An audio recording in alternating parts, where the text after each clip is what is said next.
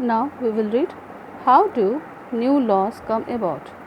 The Parliament has an important role in making laws.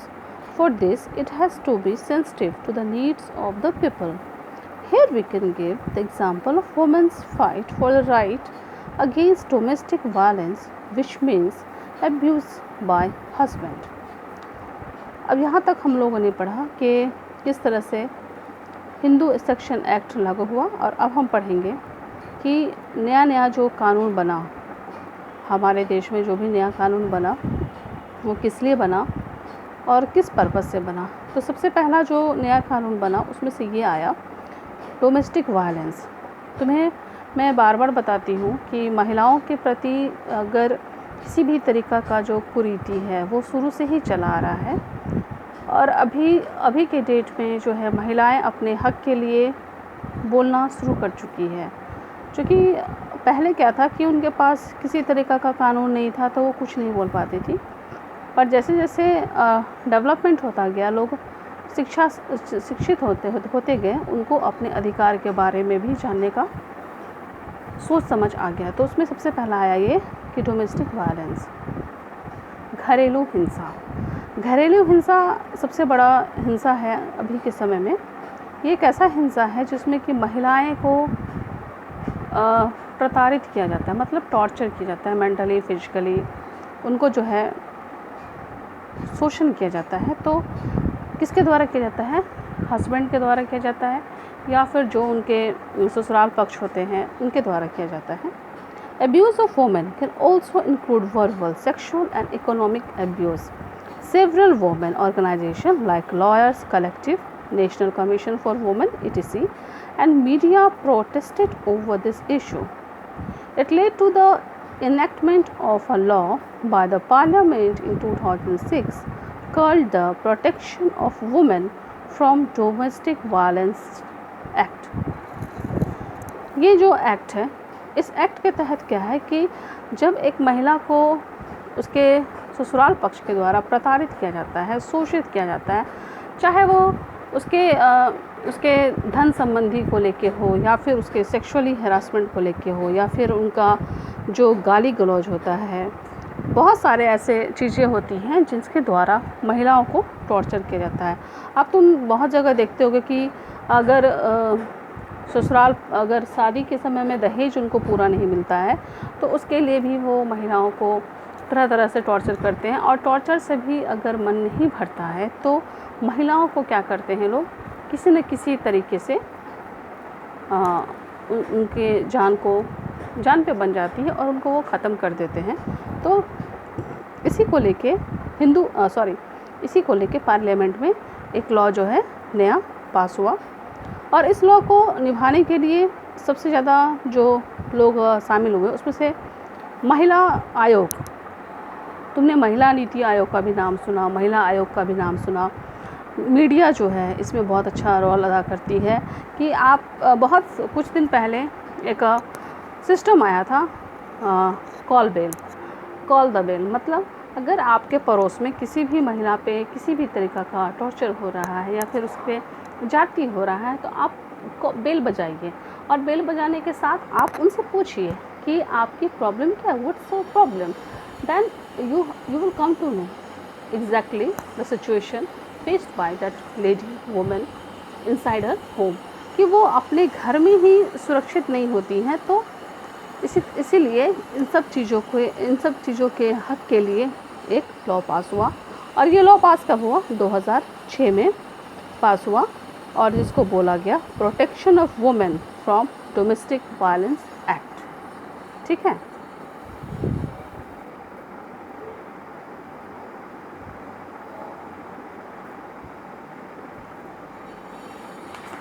अब हम पढ़ेंगे why should people obey the laws. अब है कि एक शख्स को लॉ को ओबे क्यों करना चाहिए। फर्स्ट है कि maintenance of law and order makes people obey the laws. अगर हम कानून व्यवस्था को संभाल के रखेंगे, मेंटेन करेंगे, तो इंसान को कानून के बातों को समझने में ज़्यादा फ़ायदा होगा। Promotion of common welfare also make people obey the laws. Common welfare हमारे देश का जो अगर बढ़ेगा तो उसके लिए भी लोगों को कानून व्यवस्था को समझना बहुत ज़रूरी हो जाएगा।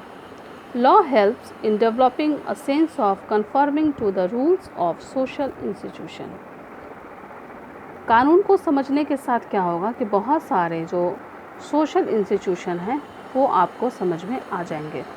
अब देखो, किसी भी कानून को हम क्यों बनाते हैं, कानून क्यों ज़रूरी होता है, ताकि जो लोग हैं, पब्लिक जो भी है, उसके तहत हमारे देश में जो सिस्टम है वो अच्छे तरीक़ा से चले। अभी हम एक छोटा सा एग्ज़ाम्पल ले लो कि अभी जिस तरह का महामारी चल रहा है, this is situation of pandemic and it's very very critical. और इस सिचुएशन में क्या है कि हम जितने भी रूल्स रेगुलेशन को फॉलो करते हैं वो किसके द्वारा फॉलो करते हैं, अकॉर्डिंग टू लॉ के द्वारा हम फॉलो कर रहे हैं। अगर हम इसको फॉलो नहीं करेंगे तो क्या होगा, बहुत सारे प्रॉब्लम्स को हम फेस करेंगे। तो किसी भी देश के सिस्टम को अच्छे से चलाने के लिए हमको कानून व्यवस्था को मजबूत करना पड़ता है और कानून व्यवस्था को समझना भी बहुत ज़रूरी होता है। ठीक है। दूसरा है अनपॉपुलर एंड कंट्रोवर्शियल लॉज। अब इसमें से कुछ लॉज ऐसे हैं जो कंट्रोवर्शियल में रहे हैं, विवाद में रहे हैं और उनका ज़्यादा पॉपुलर होना भी नहीं रहा है। तो there are cases when laws are passed by the parliament which are unacceptable to people because they feel that the law are unfair and harmful to them। अब कुछ ऐसे कानून भी पास हो जाते हैं जो लगता है कि सही नहीं होता है, हमारे लिए सही नहीं होता है और वो हमें हार्मफुल कर सकता है। Such laws are unpopular and are controversial also। और ऐसे जो लॉज होते हैं, कानून बनते हैं, वो अनपॉपुलर होते हैं, मतलब फेमस नहीं होते हैं और वो विवादों में ही घिरे होते हैं। People criticize such laws with the help of newspapers, TV, protest, meeting etc। They can even express discontent over such law. और ऐसे जो कानून बनते हैं उनके अगेंस्ट खड़ा होने के लिए, उनके अगेंस्ट खड़े होकर उनका भड़ास निकालने के लिए लोग पेपर का सहारा लेते हैं, टीवी का सहारा लेते हैं, मीटिंग का सहारा लेते हैं और एक दूसरे के एक्सप्रेस को डिसकनेक्ट करते हैं कि मुझे आपका ये लॉ बिल्कुल बर्दाश्त नहीं है। अभी छोटा सा ही एग्ज़ाम्पल आप ले लें कि जैसे ही हमारे ये कोरोना से पहले हमने एनआरसी की मांग की, जैसे कि बहुत लोग हैं कि आप अपना आधार दिखाइए या फिर यहाँ के नागरिक हैं कि नहीं हैं। तो ऐसे कानून को लेके हमारे अंदर क्या था, हमारे अंदर एक चिढ़ हो गया, एक गुस्सा आ गया कि everyone is equal in this country और हर किसी को अधिकार है कि वो वो जहाँ का निवासी है वो वहीं रहे।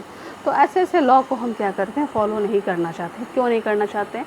क्योंकि ऐसे लॉ क्या करते हैं, पूरे देश के सिस्टम को गड़बड़ा देते हैं, बर्बाद कर देते हैं। और हाँ, ये बर्बाद भी हुआ हमारा देश इस चक्कर में। और बहुत सारे लोग एक दूसरे के प्रति जो सिंपैथी है, जो कंसल्ट है, वो नहीं दिखा पाएँ। तो इन दैट केस क्या होता है कि ऐसे लॉ को हम फॉलो नहीं करना चाहते हैं। When there is a large group which feel that the law passes is not correct, then the parliament has to revise the laws. In a democracy, if people feel that a law is unfair, they can approach the courts. Municipal laws regarding parking and use of open space have often been a cause for conflict between resident and the municipal corporation.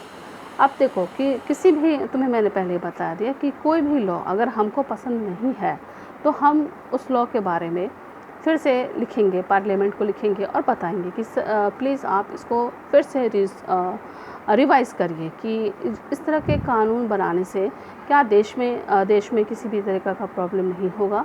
अगर होगा तो फिर इस पर गौर करें। कानून क्यों बनता है? कानून बनता है कि हम देश के जो भी शांति है, सभ्यता है, संस्कृति है, उसको हम मेंटेन करें, ना कि हम अपने देश के सिस्टम को, शांति को भंग करें। अगर हमारे देश में शांति ही नहीं रहेगा तो कानून व्यवस्था बनाने का क्या फ़ायदा होगा? ठीक है। तो इसमें से ये एक जो डेमोक्रेसी में आया है कि म्युनिसिपल जो है parking regarding parking and use of open space have often been a cause for conflict between resident and the municipal corporation. अभी तुम देखो कि हम लोग घर बना लेते हैं, ठीक है, घर बना लिए और घर बनाने के साथ साथ आगे में अगर हमारा स्पेस छूटा हुआ है तो हम उसके लिए म्युनिसिपल कॉरपोरेशन के साथ हमारा तानातानी हो जाता है। क्यों हो जाता है कि वो समझता है कि ये हमारा ही ज़मीन है, जबकि जो लोग वहाँ रहते हैं उनको लगता है कि अगर आगे का बरामदा है, आगे का स्पेस ओपन स्पेस है तो वो उनके यूज़ के लिए होता है। लेकिन म्युनिसिपल कॉरपोरेशन और जो वहाँ के निवासी हैं उनके बीच में आपस में हमेशा से इसी बात के लिए तानातानी बना ही रहा, जो अभी तक चल ही रहा है। Our role as a citizen is to be involved, engaged and the proactive on issues that deserve our attention. दूसरी तरीक़ा से जो सिटीज़न जो इन्वॉल्व है, इंगेज्ड है किसी भी तरीक़ा का अटेंशन के लिए, it is largely due to the participation of people and the role of media that law affecting women have changed in the recent time.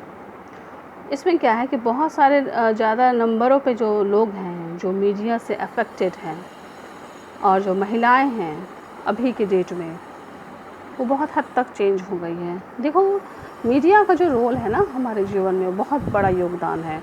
कहीं ना कहीं आज जो इतना चेंजिंग है वो सोशल मीडिया पे हम जाते हैं, सोशल मीडिया का हम इस्तेमाल करते हैं। तो सोशल मीडिया का इस्तेमाल करके क्या है कि बहुत सारे चेंजेस को हमने अपने अंदर पाया है। लेकिन इसका मतलब ये नहीं है कि आप सोशल मीडिया पे जाके किसी भी तरीक़ा का अनफेयर वर्ड्स यूज़ करें, तो इसको भी यूज़ नहीं करना चाहिए। हमें बच के सोशल मीडिया का इस्तेमाल करना है। सोशल मीडिया क्या है, आप अपनी बात को शेयर करिए और अच्छे से यूज़ करिए। ये नहीं है कि आप किसी भी तरीक़ा से अनफेयर वर्ड्स को वहाँ पे डिस्क्लोज़ करिए। We can give an example of 1st December 1955 when Rosa Parks, an African American woman, refused to give seat to a white man. She protested against the segregation of African Americans by white people in public place.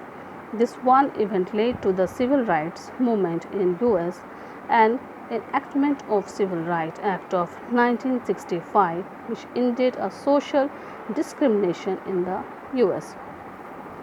Very found of रोज़ा parks, तुमने उसके बारे में नाम सुना है कि उसने एक गोरे लोग को सीट देने से मना कर दिया और ये सीट न देने का जो कारण था वो सिविल राइट के लिए, नागरिकता के अधिकार के लिए जो है लड़ाई जो है छिड़ गया और ये सोशल डिस्क्रिमिनेशन भी बन गया यूनाइटेड स्टेट्स में।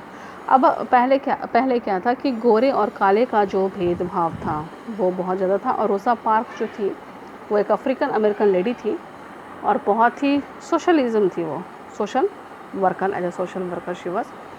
तो उसने एक वाइट मैन को रिफ्यूज़ कर दिया सीट देने के लिए और ये क्या हुआ, सिविल राइट्स मूवमेंट को ये बढ़ावा दे दिया। और ये सिविल राइट्स एक्ट कब हुआ, 1965 में ख़त्म हुआ और जो कि सोशल डिस्क्रिमिनेशन बन के उभरा देश में। तो आज के चैप्टर में हम लोगों ने लॉ के बारे में पढ़ा, कानून के बारे में पढ़ा कि किसी भी देश का कानून तब तक सही नहीं हो सकता है जब तक आप उस देश के कानून को समझेंगे नहीं।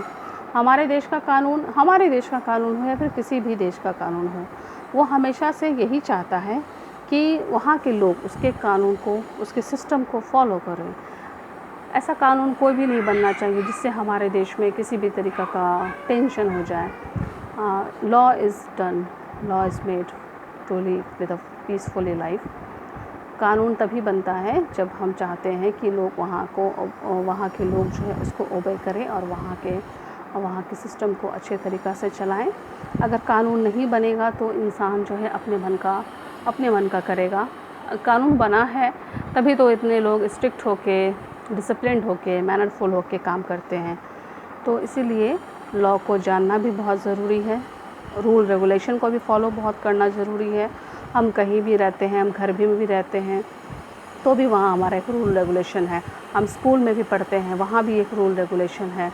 अगर हम घर के कानून के विरुद्ध जाएंगे तो भी हमें डांट सुनने को पड़ेगी। अगर हम स्कूल के विरुद्ध स्कूल के रूल रेगुलेशन को फॉलो नहीं करेंगे तो भी हमें प्रॉब्लम्स को फेस करना पड़ेगा। इसलिए moreover in every situation be mannered, be disciplined. आपको डिसिप्लिन्ड होना और मैनरफुल होना, और हर हाल में आप जहाँ भी हैं, जिस देश में भी हैं, वहाँ के कानून को फॉलो करना चाहिए। ठीक है, आज का ये चैप्टर जो है आपका 4 ख़त्म हो गया सिविक्स का। नेक्स्ट डे हम सिविक ज्योग्राफी का चैप्टर 4 पढ़ेंगे।